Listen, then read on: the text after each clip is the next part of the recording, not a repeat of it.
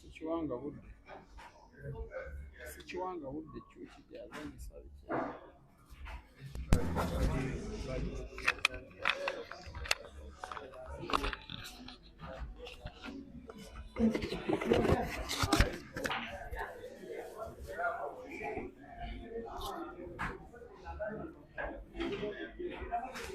Microphone check.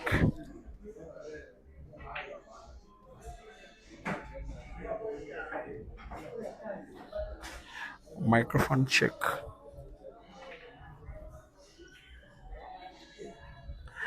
Testing sound.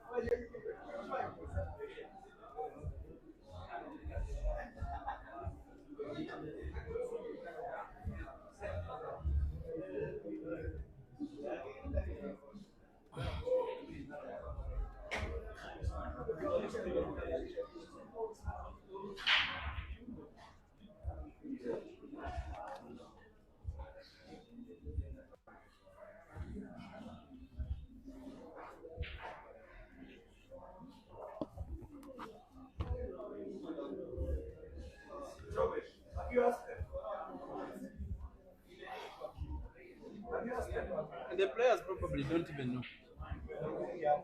Maybe we ask Omari.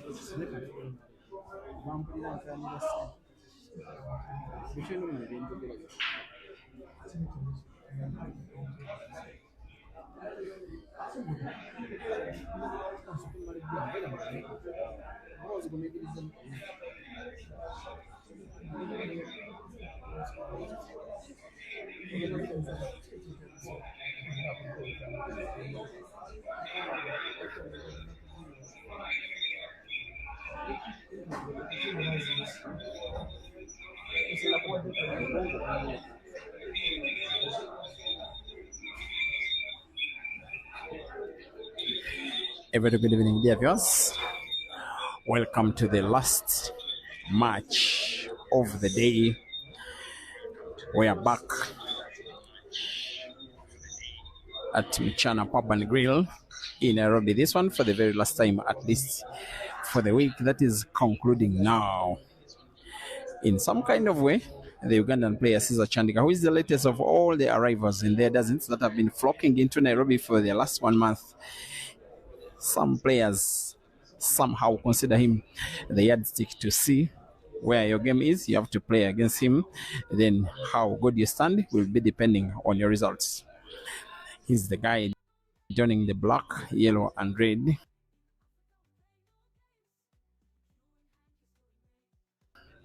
National colors of his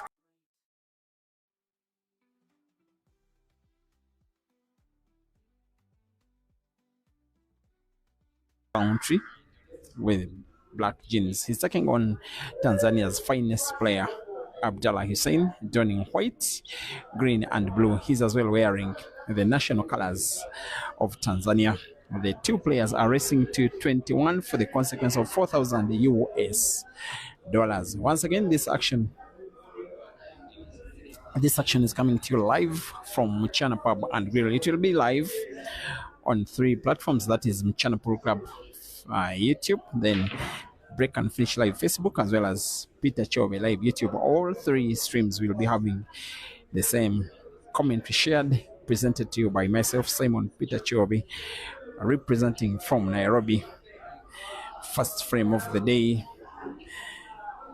just exactly 24 hours after CEASER lost against Jury. What a cracker of a match it was. Same venues yesterday. That one ended 21 frames to 19. This one does provide CEASER a chance to do some kind of redemption, or ABDULLAH HUSSEIN to win one of the most renowned money matches of his entire career, if not the most renowned. Only once have the two players gotten to face off.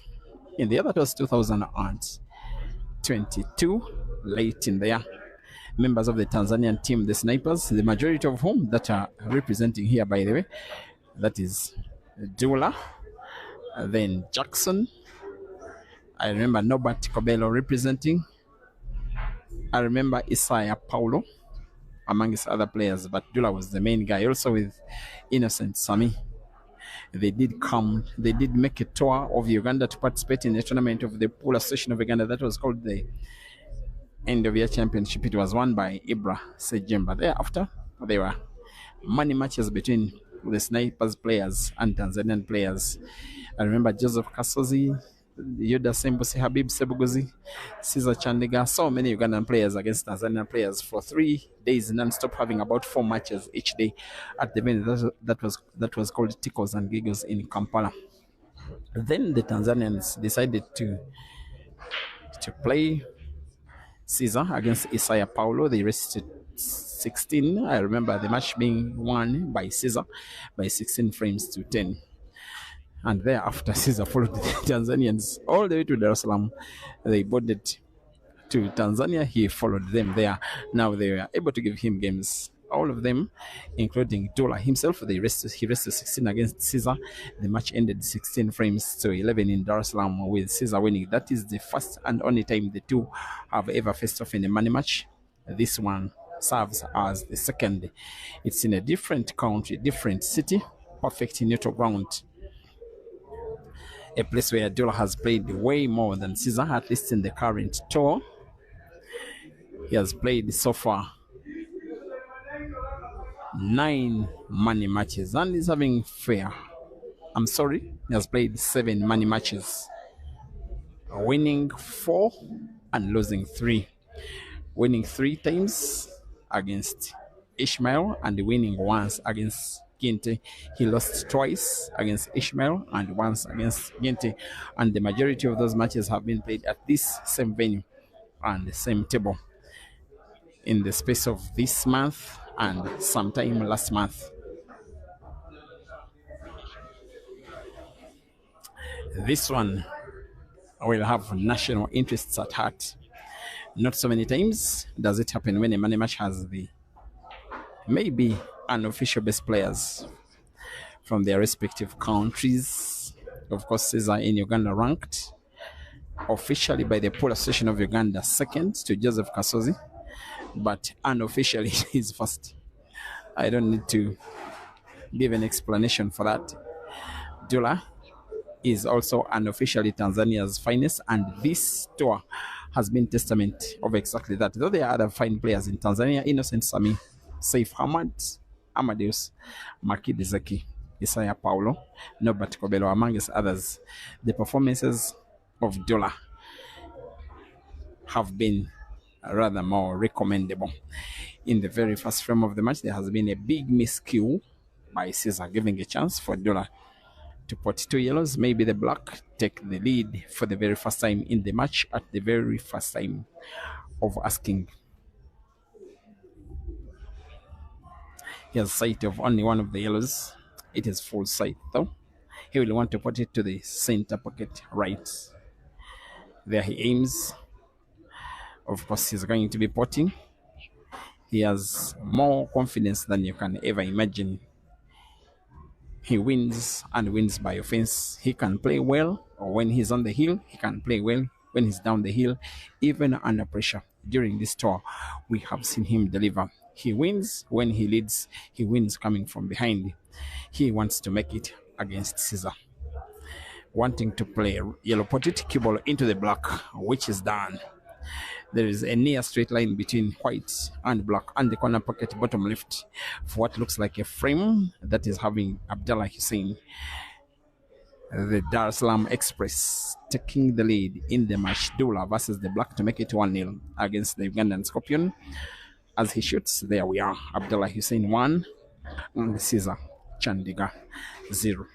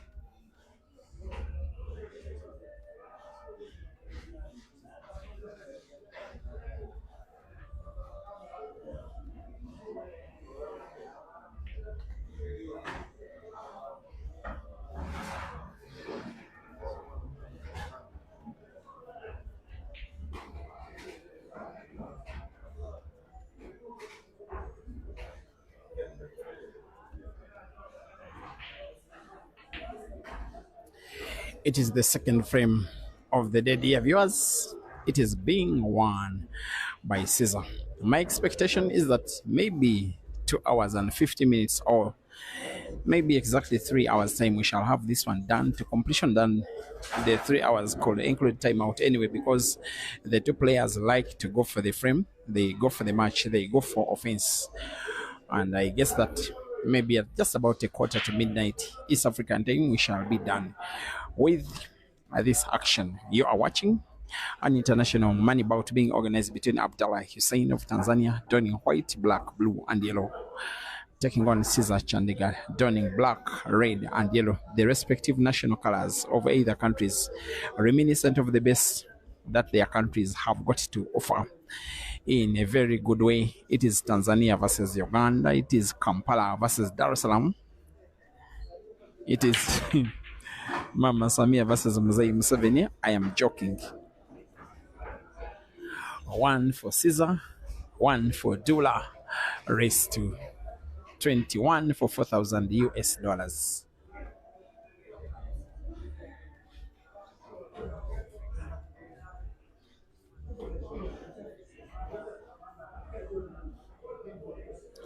The break by ABDULLAH has been fair, getting to pot at least 2 reds. He has potted as well 3 yellows, but will not be minding about that because he has nominated the reds. Though they were more in number, he will have the very big break to thank. And if he breaks this good, while I really think that CEASER starts, this one offers some kind of favorite.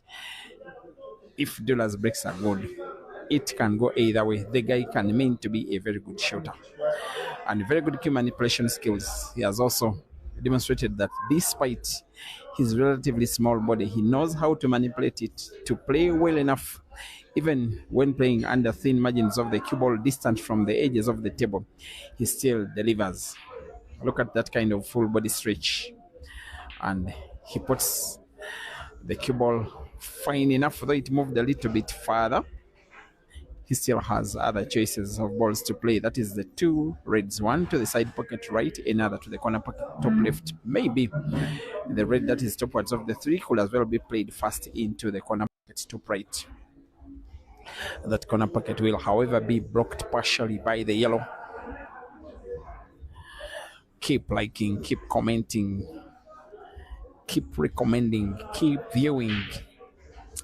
Thank you, Africa, for the fact that with just over 2 frames played combined on Facebook and YouTube, we are way over 2,000 watching the action live from Nairobi. There may be 2 money matches tomorrow. My expectation is CEASER versus Kelvin. That is pending confirmation by submission of stake. There is also a pending match, one last one between ABDULLAH and Ishmael. There's nothing about it in terms of confirmation of dates and venue. As for myself, thereafter, my Kenya tour will be coming to an end. I believe I will go home very happy, and I want to think that I've done my best trying to serve you with live streams and highlights daily, and the banter between the players and all that comes with it. That is making the sport become one of the favorite sports now, of the fastest growing sports on the African continent, where we're having ABDULLAH, the Tanzanian, winning frame number 3 and winning it by break and finish. ABDULLAH 2 and CEASER 1.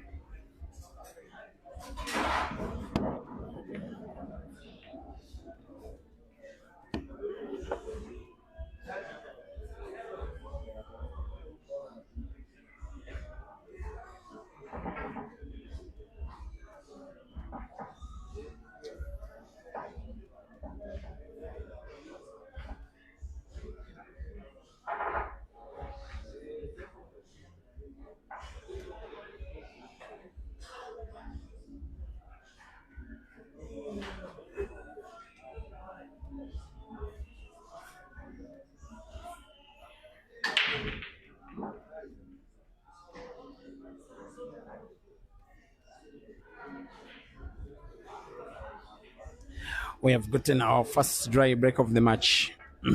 Dry broken by CEASER. Another chance for ABDULLAH to win yet another frame. This is what Dula needs exactly when you're taking on a more renowned opponent. You need him not to be breaking well enough, and you need to be clinical yourself. Because the chances for Dula will definitely come. The chances for snipers and Tanzania will definitely come.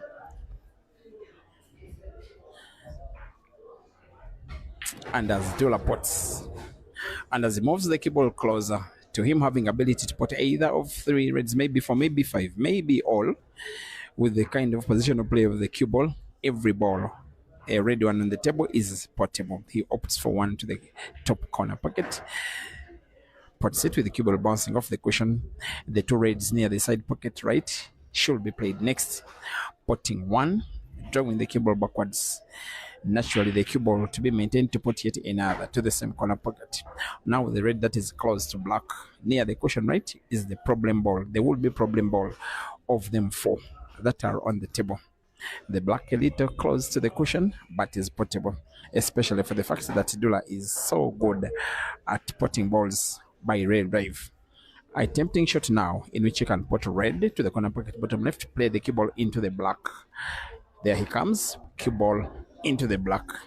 A little avoids the black, but she'll be okay. Had it been played into the black, the frame will be as good as gone. Now he still has his work cut out. The 2 reds with the kind of positional play of the cue ball will be potted to the same corner pocket bottom right. And yet, somehow, Dula misses. He has to be very careful with the chances being given away. The guy that he's playing against, Dula, is a guy that perfectly knows how to utilize opportunities after failures by opponents.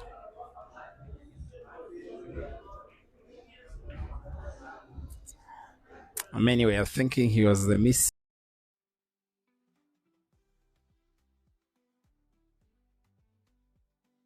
puzzle in the Tanzania tour. Now we have him. He's played 1 game, a very entertaining one yesterday.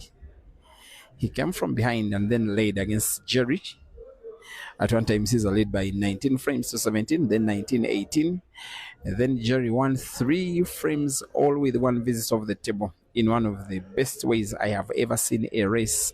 Dula plays the cue ball into the red and snookers Caesar at least partially.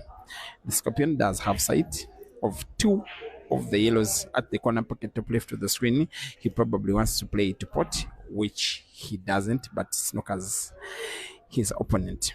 Dula snookered once again. Will want to find red off the cushion on the left.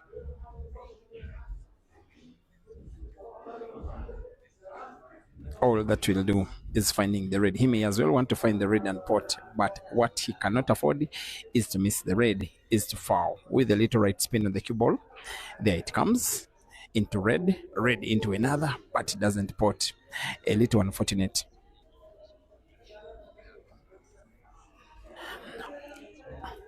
Caesar needing to recover by playing connection yellow into yellow. Shot not so well played, maybe with too much power. With yellow sliding off another after potting, there's now a pile-up of 3 yellows almost touching each other. Those are what will be a little problem for Caesar, who may as well count his chances on the position of the black. Should he give chance to Dula to play, and then Dula pots the 2 reds.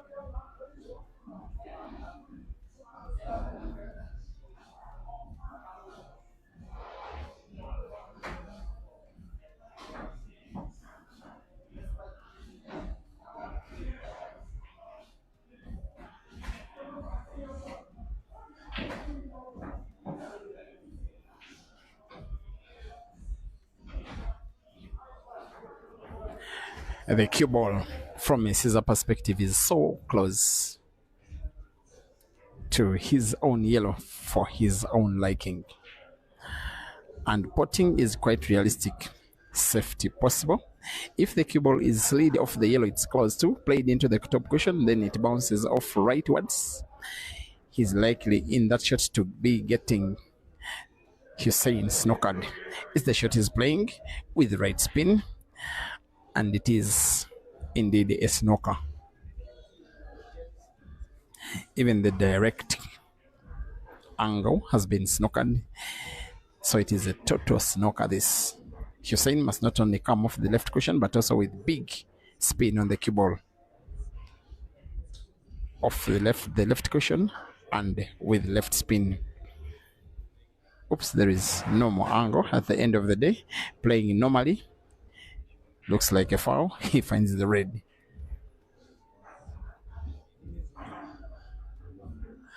Once again, dear viewers, you are watching our last match of the day, an international money bout between Abdullah Hussein, all the way from Tanzania, CEASER Chandiga, all the way from Uganda, without no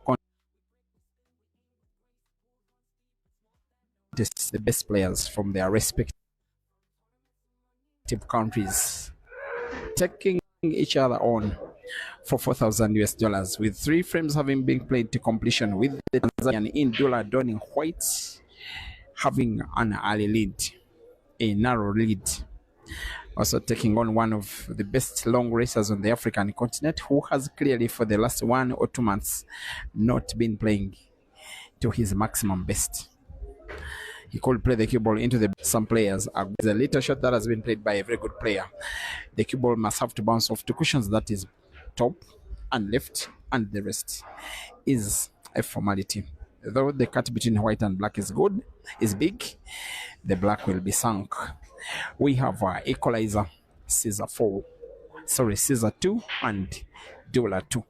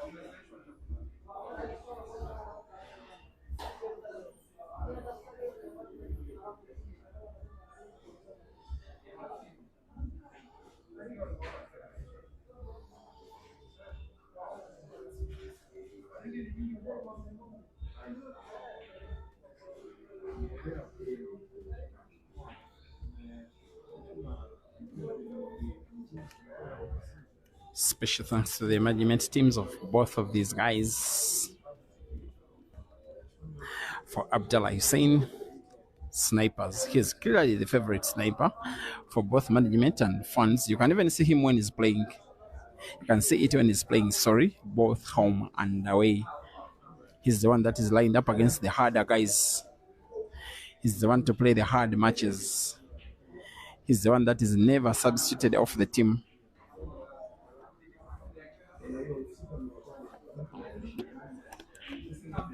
He's the one that plays the big money games. And he's probably the longest serving sniper. He's the one whose nickname is the Sniper. Although others are snipers, you can clearly see his nickname behind the back. At the back of this shirt is written D Sniper, probably Da Sniper or Dula the Sniper, something like that. And they've been moving him around the world of late, most especially around the continent. Dula is one of those players now that never misses an international tournament. Just last year alone, I streamed matches involving him at Masters in Arusha and Dar es Salaam. He played a Super 16-man comp here in Kenya. He played at the Ultimate Pool Championships in South Africa. He played at Billiards Cafe in Lusaka, played at Queens in Bulawayo, where he's headed again next month. Perhaps in June, Now he's the one that is lined up to play against CEASER.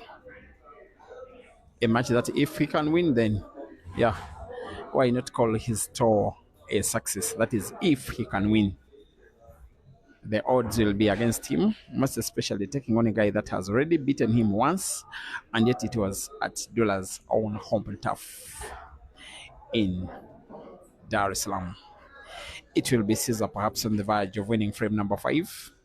2 yellows close to the bottom right will be potted to the same corner pocket bottom right.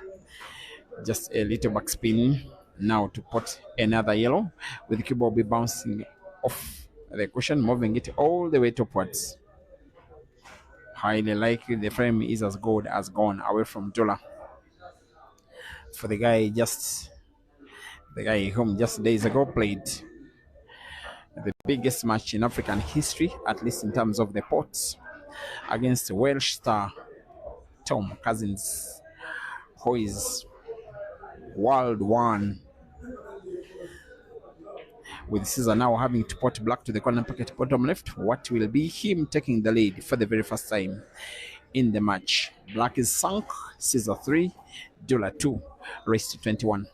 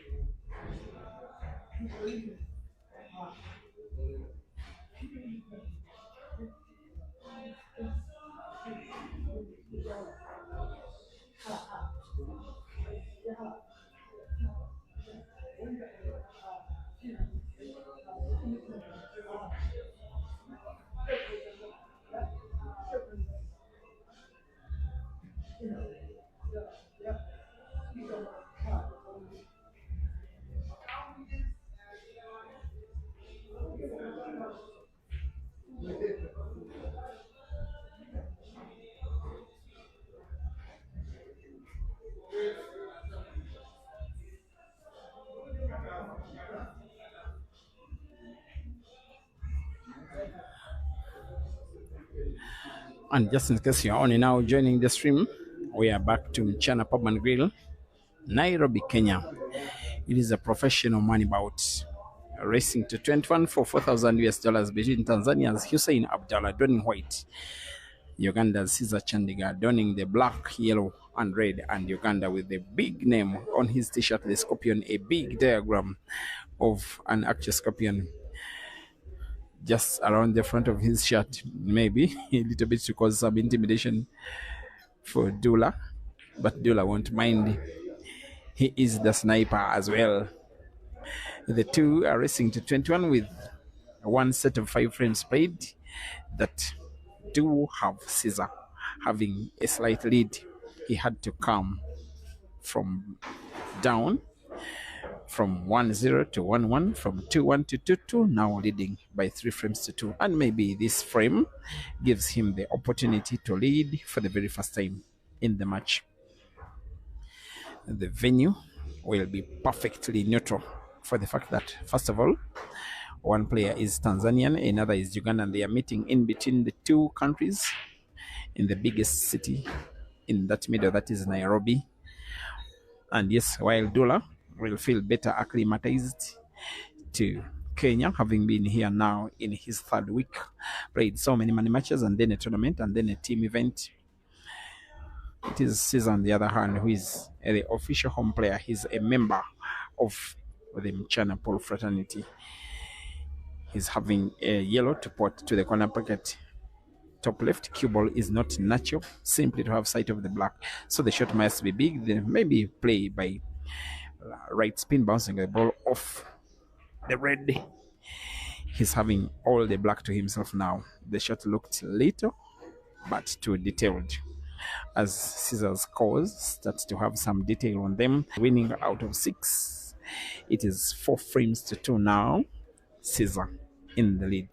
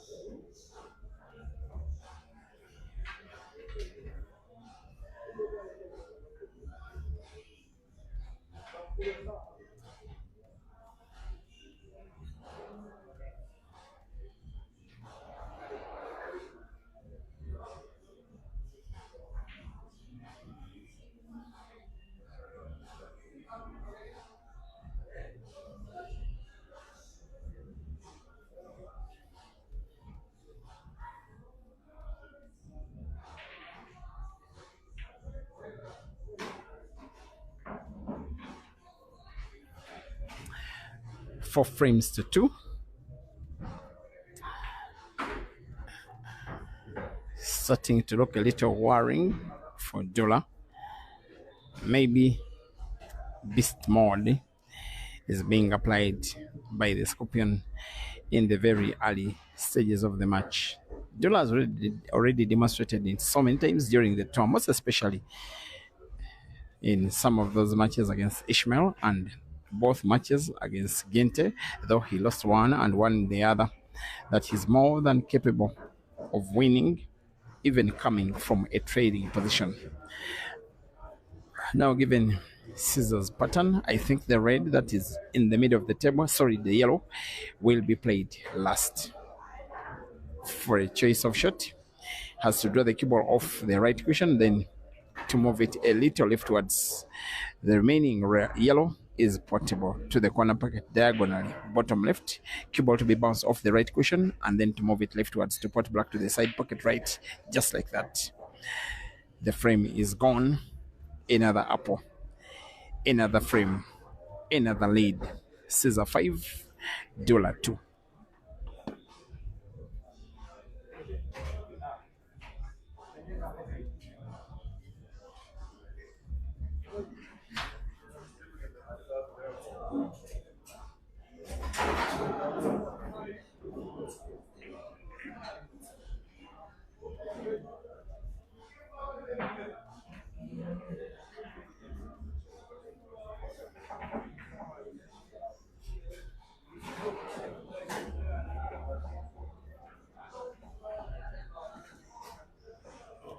Now, Abdullah Hussein has some little history with Ugandan players. Like the 2 times he visited Uganda, he had 2 money matches against Joseph Kasozi, losing both by deciders, both by 16 frames to 15, both in Kampala. He won once and lost once against, guess who? Matovu Sula. That was in 2022 when Sula was not as rusty as he is now. He also won against Habib.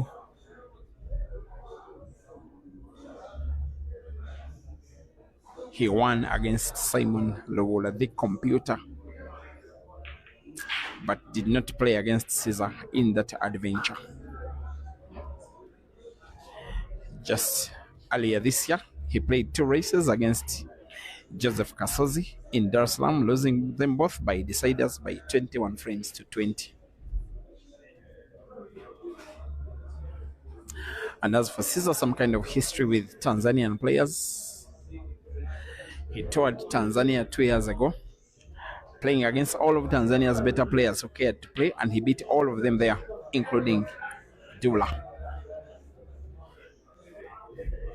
And Caesar has also won a comp in Tanzania, the Key Masters International Tournament, 2nd edition in Arusha, towards the end of last year in December. At the start of the month, he beat Abdullah Miraj Mbongo in the final. Now, Mbongo was able to pay sweet revenge on Caesar when the 2 faced off in the All Africa Pool Championships that happened early this year. The event that was won in the men's singles by South Africa's Sean Matthews. When Caesar faced off with Mbongo in the round of last 32, victory was Mbongo's. That was sweet revenge. I remember celebrations from all of the Tanzanian team that were at the venue, including Dula.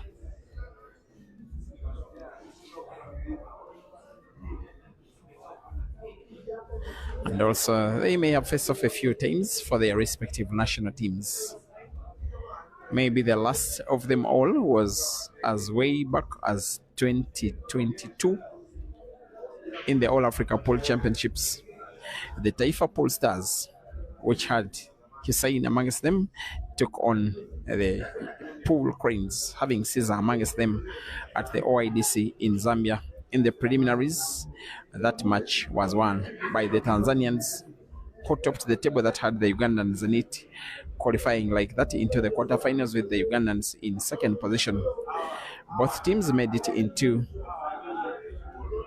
the quarterfinals. I think the Tanzanians won against the Kenyans. Then the Ugandans won against the Zimbabweans. In the semi-finals, the Tanzanians lost against the South Africans. The Ugandans lost against the Zambians.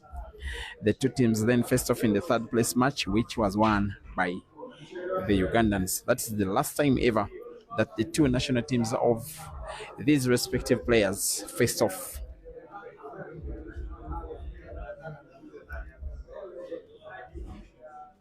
Since then, the Tanzanian Taifa Stars have been more dominant than the Ugandans in the team event.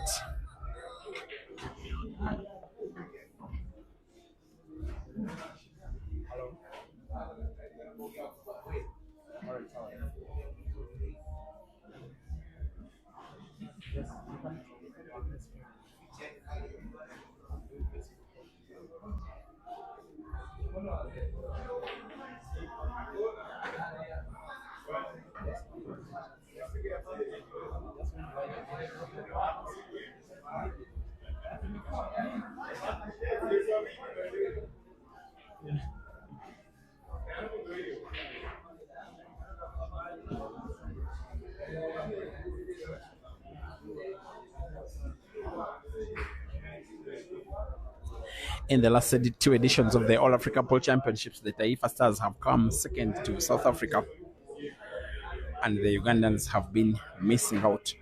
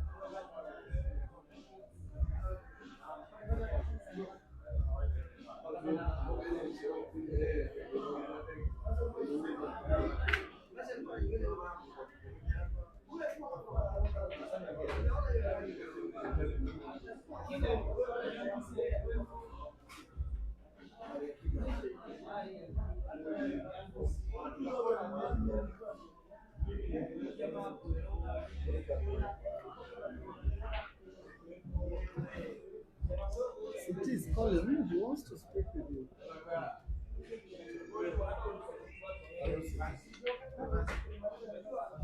Has he picked it?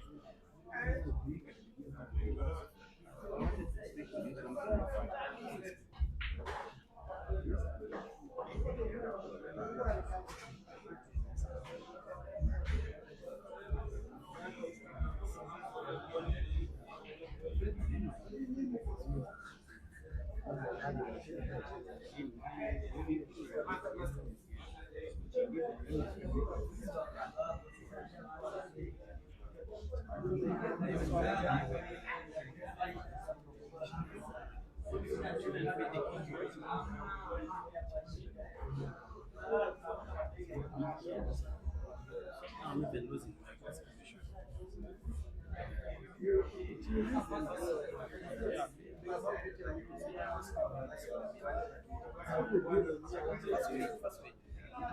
Hello.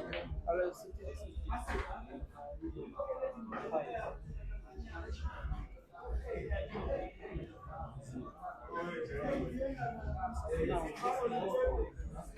In my understanding,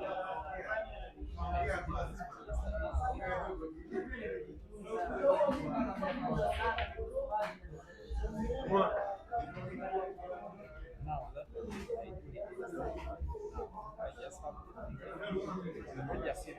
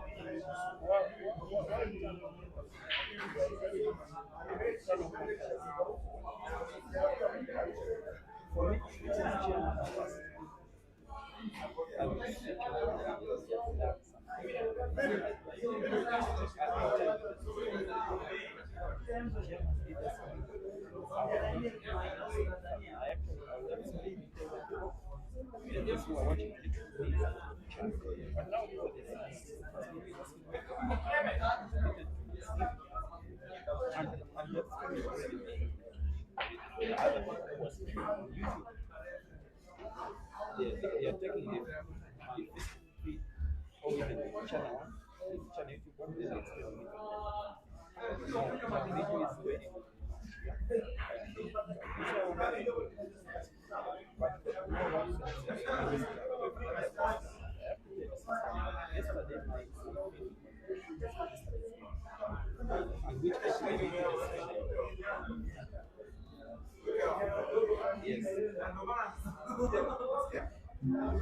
Okay, then put out this one, maybe based on this one.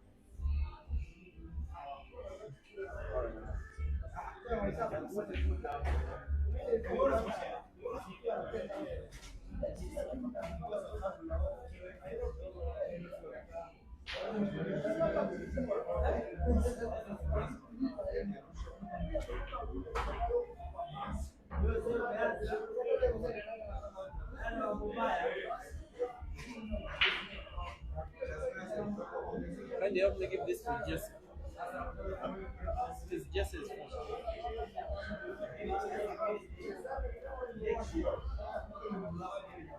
I'm just receiving a call.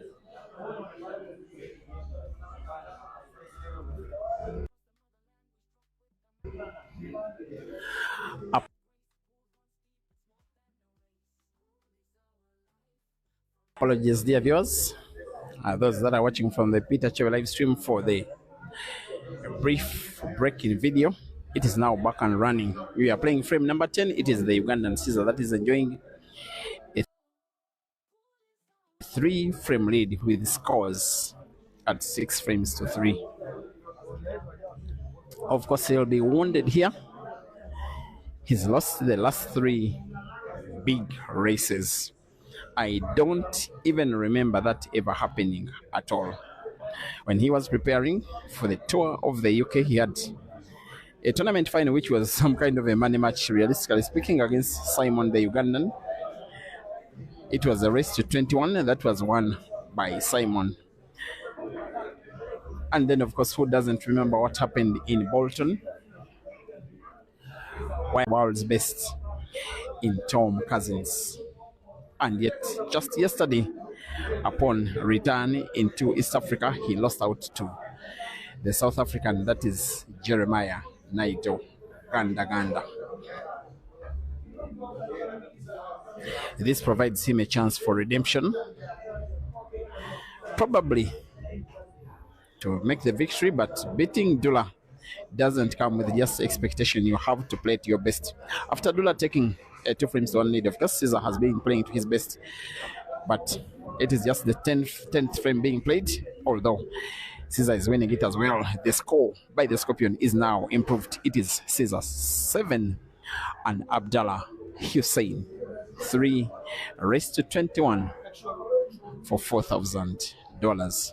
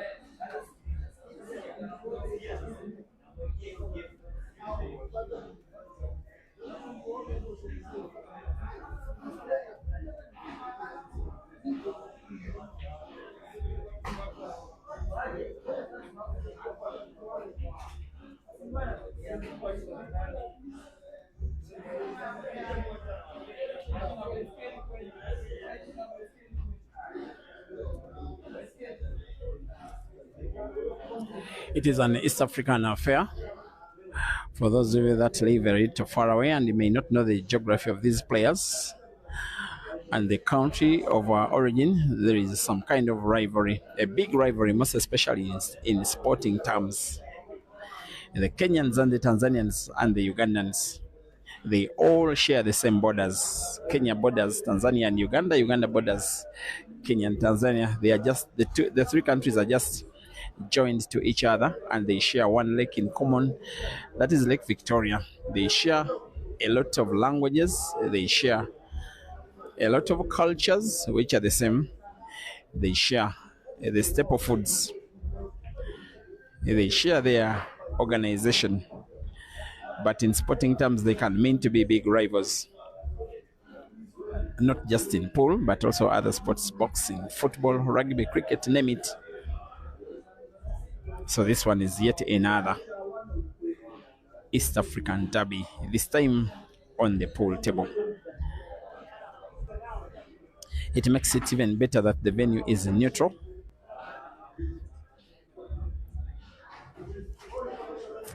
The spark that is missing is for Abdullah to regain his best form for the rest of this match, to make it as difficult as it can be for Caesar to win his first long race out of the last four, including this one.